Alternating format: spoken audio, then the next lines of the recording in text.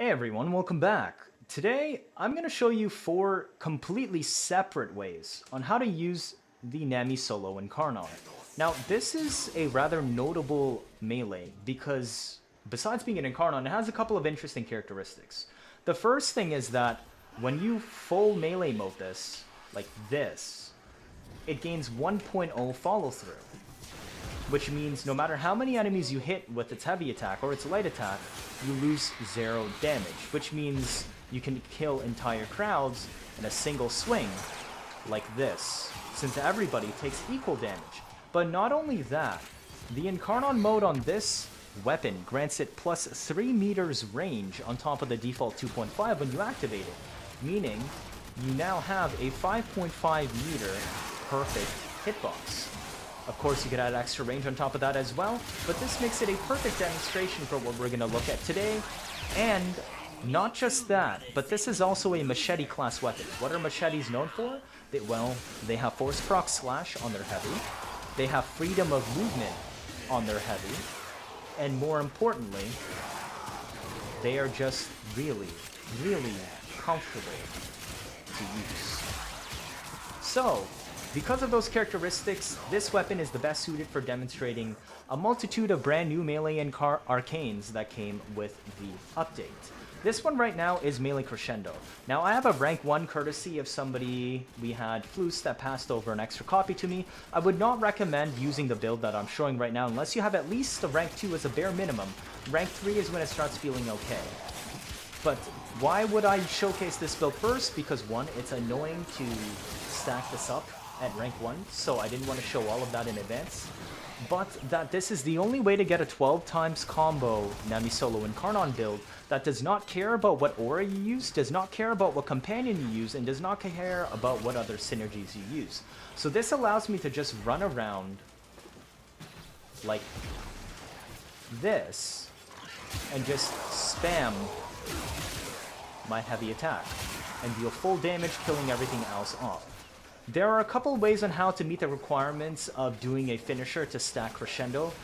Some people might think of, oh yeah, you can void sling enemies and come out of operator to go like that, or use certain weapons that will open up to finishers. The easiest way is to use a ragdoll grouping skill, which is the reason why I brought Zephyr. You group them up like this, walk up, and you just press E. And every single one of those enemies that just died counted as a finisher for Crescendo. So if you have a rank 2, it takes roughly 73 kills to stack this up to max. Rank 3 makes it only take about, I think, 50, 55 or so. And because this setup is intended to be used for longer runs, if you cannot have a freedom in your companion or your aura slot, then 55 kills should only take about a minute or so to get doing this method. Otherwise, there isn't really that much else going on in this build besides me just trying to demonstrate that this is the freedom of choice on Arcane Companion and other stuff set up. And as you saw at the start of the video, we even destroyed Violence near instantly. So I do have about 114 initial combo stacked right now, but besides that, there isn't really anything else to show. So let's go look at the build that I was using for this.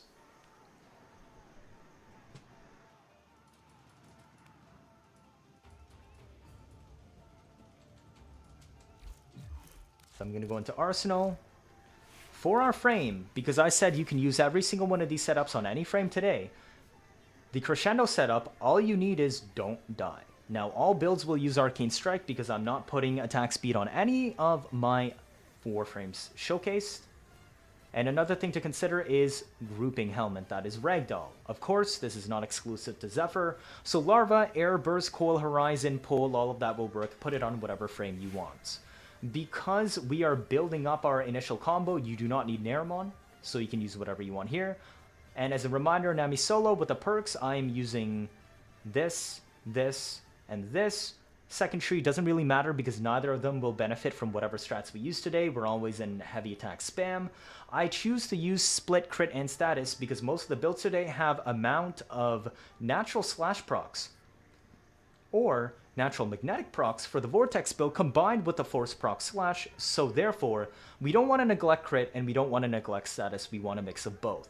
Remember that you need to be in full melee mode to activate the 1.0 follow through perk. So if I take a look at the build, you'll see I was probably zooming around, and that's because I have Dispatch Overdrive, which will activate every single time I hit an enemy with my heavy attack. It is full movement speed, not just sprinting, so no matter what I do, I will be fast. Here, we are using Condition Overload because I was using a Dirga primer with me, but if you don't bring a particular companion that can prime for you, then you can just use Prime Pressure Point as well. As recall, do use this only if you have a rank 2 or higher crescendo. It's very annoying to use at lower ranks. Reflex Coil is extremely important here because it allows my initial combo to restart charging from 60% instead of 0. And the result of this is it only takes 2.2 seconds to hit 220 combo instead of taking over 5 seconds from 0 combo. Therefore, this is what you would use. Prime Smite is still important because our main way of killing is with bleed, so this double dips for 2.4 times more damage. Weeping Wounds is extremely important because while we do have Force Proc Slash, it is only on the first hit, and Weeping pushes this above 200 status, meaning we're going to get about 1.5 to 2 slash procs per heavy from just the weapon itself and not forced. So, the next build that I'm going to be showcasing today, since we aren't starting in mission this time, is a build that can be used on any frame and turns all of them into a massive tank. You become a walking blender that cannot die. This is a melee fortification build. The way how this arcane works is it caps at 30 stacks. However, every single stack is tracked independently with its own timer, and it only lasts 10 seconds. So realistically, you're only going to get about 15 to 20 stacks on most setups, and glaives can only hit 20 to 25, because a 30 stack setup is equivalent to 30 kills in 10 seconds, or 180 kills a minute, which can only really be done on a melee influence build, but of course, you can't use influence because we're using fortification. But even at 15 stacks, this is still equivalent to about 3,000 armor. So all you have to do is keep spamming heavy attacks and always have 3k plus. Adaptation stacks on top of this, and since 3,000 armor is 90% damage reduction, with that app, we're at 97, 98. Therefore, we just cannot die. And if that isn't enough, well, we even have Life Strike, because we are spamming heavy attacks only. Therefore, any damage that I would even take that makes it through the 97-98% damage reduction, I immediately heal off. Even if it's slash procs that bypasses my armor, but has adaptation to back myself up, I immediately heal off. And because this build does not use any kind of grouping, I don't care what you use, I chose to slot Primed Reach and Spring-Loaded Blade. Combined with the activation of Incarnon mode that grants +3 range, the final result is a 10.5 meter radius circle. And remember, 1.0 follow through. So you will butcher everything that's around you very, very easily, survive all the incoming damage, and heal all of it off. Corrupt Charge is max ranked here because on my frame today, I'm using Ready Steel, a new aura that came with the update, and Coaction Drift. This applies twice because it is an aura that applies to myself, so the final result is 31 initial combo instead of 27, which means my Nami Solo will have 61 initial combo, allowing me to deal 4 times heavy attacks at all times. Now, what you might be wondering, why did I pick Banshee? Because Banshee has a reputation of being glass cannon and cannot survive on steel path. So therefore, I'm using this as a demonstration that yes, this build is strong enough on tanking and DPS that you can kill everything and you basically cannot be touched. This is not for endurance, however, it should suit you pretty comfortably up to 2 hours steel path. Arcane Strike as always. Now, I did subsume Roar over my 4th slot. This is what I would recommend on most frames, since it will double dip your bleeds, and Transient Fortitude and this new mod, Precision Intensify, that drops from the new content as well, will apply to this. So I actually have 245 strength for a pretty juicy, I think it's about, I don't exactly remember. Oh wait, yeah, it says right there, 73.5% Roar. So let's get into mission to demonstrate how this works. The best choice is going to be Grineer, because they have hit scan weapons which are near impossible for me to dodge, and they have a ton of armor, which this weapon solves by dealing slash. So it's the perfect situation to demonstrate if this build actually works or not. Remember to go in full melee mode by holding your melee button to activate the 1.0 follow through perk on your Nami Solo. Let's figure out where the enemies are spawning from. I'm going to activate Roar, and we're just going to head on right over here. So as long as I keep killing, you can immediately start with heavy attacks. then you will be perfectly fine and start building your armor up.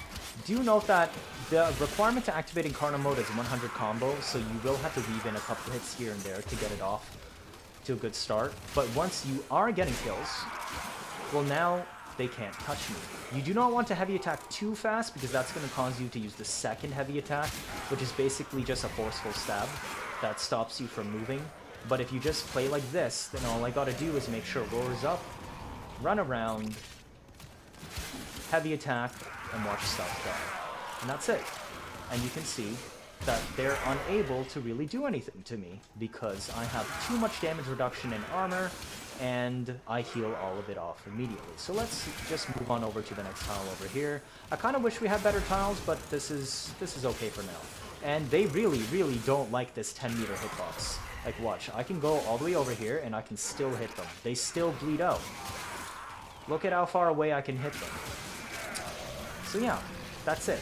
We'll stick around for about another minute or so, then I'm going to show you the next build, which is, I know, the one that you guys have been waiting for. It is the Melee Influence Showcase, because if I don't show it, then of course you guys are going to be asking, where's Melee Influence? It's so strong. But it's just, I didn't show it first, as I've been demonstrating many builds lately that use it. And we even have Silence that we can combine with this too, like that as well. But otherwise, let's get into looking at the next build.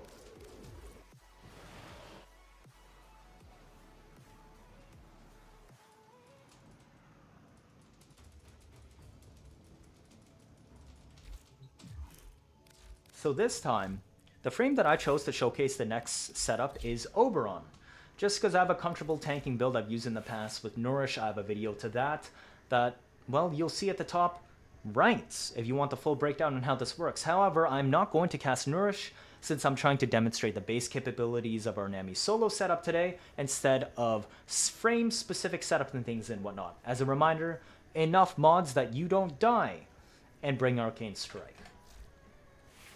For this build, I am going to be using Naramon because we don't have another way to fully negate our combo loss. We are not stacking initial combo like our other builds. Instead, we have heavy efficiency. However, it is okay to not have max initial combo because Melee Influence is so strong that even if I weave in normal attacks here and there, you'll still see enemies dying. Focus Energy is also perfect because it letting me hit the cap 90% efficiency doubles as the mod that would add electric onto the weapon to activate Melee Influence. Again, the heavy attack is perfect to activate this since the swing hits multiple times. Otherwise, it's the exact same as before. Nautilus is optional for grouping to get extra hits which will deal quadratic damage, since the equal amount of enemies you hit and land electric procs matches the amount of procs you will now deal in a 20-meter AoE nuke. Therefore, I don't need to build any range on this melee, since the Arcane is going to do the range side of the setup for me. So let's get right into mission. I cast this and give myself a little bit of energy there. Now I have constant heal regen so I don't immediately die, and full melee mode as always to activate the 1.0 follow through perk, and let's start the mission. They have just shut down all systems. I'm sending life support capsules your way. So you'll see that even if I hack away like this, I already activated the Arcane and there's still enemies that are taking damage and dying further away from me. Of course, building to 12x is your goal, and you can weave in heavy attacks as well as lights along the way. This is the only main build that I'm showing today that proactively wants you to weave in both kinds of attacks rather than just only spamming melee. Melee heavy attacks, my bad. But it just works. It works amazingly well. I have activated Incarnon mode, and because I have 90% heavy efficiency, I barely lost combo too, so I can just continue on where I left off. Now, we're down here, and we're almost at 12 times combo. So if I find some enemies, and I go like, I want to hit you, let's do this. Heavy attack. And those enemies all down there died because the electric procs got spread to them as well. Now, you're not going to get that many cordon procs because since I'm not using a primer on this build at all, we're not able to actually activate Manifold Bond. However, you will be able to blender everything as I've demonstrated here, so it is not that much of an issue. Just consider the cordon a little bit of a bonus for setting up your rotations. So there you can still see everything dying, and remember to weave in a couple autos here and there with your normals so that you can build some combo back up. It will still result in enemies spreading massive amounts of procs and then enemies die. That's all you gotta do. If an Acolyte shows up, well, if there's a whole ton of enemies lying around, you can blender them to get a bunch of electric procs, but do remember that the Acolyte is capped to 4 stacks, so a better way to kill them would be just to walk up to them directly and heavy attack them right in the face. That's all we got going on here, and I guess we'll go a little bit more before I just move on to the next build, and you can see how far away they died.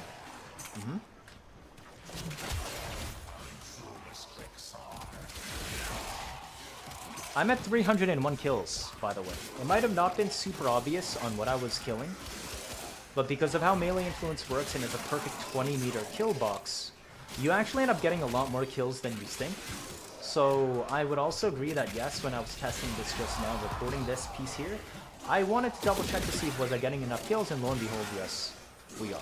But that's all I got to show for this one, and let's take a look at the final build, which I think is another good usage case of Melee Vortex, the grouping arcane. For this one, whoops. The frame I chose this time is Revenant. Hooray! We finally got to a Revenant showcase. Now the important things to be aware of is this is a setup that uses Arcane Strike and Melee Guidance strats. This means I have to bring a Panzer. If you did not know, there is a way to get infinite 12 times combo without needing to build up initial combo with Crescendo. And you also don't need to use 90% heavy efficiency. So the way how we do this today is thus. You have Melee Guidance that cuts down my combo duration. I don't use Dexterity Arcanes on either of these weapons. Because my my combo duration is default 5, now I have -1. What this means is my own melee cannot build combo from hitting enemies. However, you can still build combo up by using a Panzer, because Tandem Bond allows your companion to build combo for you. On top of this, Vulpaphyla uses Spore mechanics shared by Saren. Once upon a time, it was set up so that if you hit an enemy that has spores on them with your melee, it counts as +3 hits, so it's 4 hits total. Because Tandem Bond grants 6 combo per hit, now this means if my Vulpaphyla hits an enemy that has spores on them, it counts as 24. Instead, Swipe allows my Vulpaphyla to hit 4 enemies per attack rotation. So now I basically get 70 to 100 initial, well, just combo in general whenever it chooses to attack. And for a cool feature that we're going to discuss today, if you have heavy efficiency on your melee when you're using this Tandem Guidance setup, then you will not lose any combo at all whatsoever when you heavy attack. Therefore, this means once my Panzer builds me up to 12 times combo, I will never ever have to build it up again no matter how many heavy attacks I use unless I die. It also drains none, so I don't have to wait for it to go back up, just like on the other heavy attack builds that I showcased today. For this build, I am using Magnetic. The reason why I'm putting the Magnetic directly on Nami Solo is because the heavy attack hits 4 times when it spins. The first attack, Force Proc Slash, which will bleed enemies out to death, as we know, but this means I have a very, very high chance of proccing Magnetic on my enemies, which will satisfy the conditions to activate Melee Vortex when they die to the Slash procs. Weeping Wounds is extremely important here because it will push my status up to about 250%. And because I still have okay slash weight, I think I still might contribute 1 extra slash proc out of this, but the important part is proccing Magnetic. So that's what we get out of it. Prime Breach pushes me up to 5.5 meters, and the Incarnon mode adds another 3, so we can get up to 8.5. And every single build today, except the 4 times combo one, every single build today, because I sit at 12 times combo most of the time, just by spamming heavy attacks, I will activate Incarnon mode again. So that's all you have to do. This is the way on how to use a Panzer to give yourself permanent 12 times combo without having access to, say, a Nautilus for grouping. However, you are restricted to using the Melee Guidance Aura, and you must use a Panzer. This build also does not need Naramon, because, well, my initial combo is not the situation here. It's just the raw combo that my Panzer built for me that never ever goes down, because my melee cannot gain or lose combo. So remember to always hold your melee button to go into full melee mode. I'm going to activate Mesmer Skin just so, well, I don't die. And then you just go around finding enemies. What can be useful here to keep your pet alive is using Reinforced Bond tech, where you holster it to give ammo back while you're waiting for your pet to build some combo. So here we see, oh, 120, I can activate Incarnon mode. Notice how I didn't lose any combo at all, just as predicted. Now it's 216. If my pet attacks one more time, I should be max. There we go. Full melee mode. All I do is walk around, spam heavy attacks everywhere, and that's it. Since you proc so much magnetic, you have an extremely high chance of activating melee Vortex, since most of the time you're killing several enemies at once when you use this heavy attack. So, that's all you need to know. You could bring extra Helminths or abilities on this to whatever you want, but it already works as is. So this once again serves as a template for whatever builds and frames you choose to bring alongside what I have demonstrated today. Hopefully, we've learned something new. And if this video was helpful, I would much appreciate if you could leave a like, or better yet, subscribe. Comments also help us a lot. What did you like the most out of this update? Were you expecting the Melee Arcanes to actually be this strong yourself too as well? Because I definitely was not expecting Melee Influence to turn out like this. But hey, at least we got quite a few new fun toys, and even a secret raid boss that came out of it. Otherwise, I'm just going to keep cleaning up shop for about another 20 seconds, and then we're going to head back up to Orbiter so that we can do our final goodbyes. As you can see, even if there's an Exodus unit, they still die instantly. So this is all you need. And the true power of Nami Solo Incarnon. No matter what playstyle you prefer, no matter what tools you want to use available, hopefully there's something on this setup that you can pull off out of the 4 builds. Alright, let's head on back to ship. I appreciate all of you that have stayed through the video for this far, and as I always say, 79.5% of you are not subscribed. I try my best to show you interesting memes and builds on a nearly daily basis. Do you want to miss out on any of that, do you? Because, well, there's much more to come in this Whispers on the Wall update. That'll be it for this video. Thank you all for watching, and I'll see you all next time.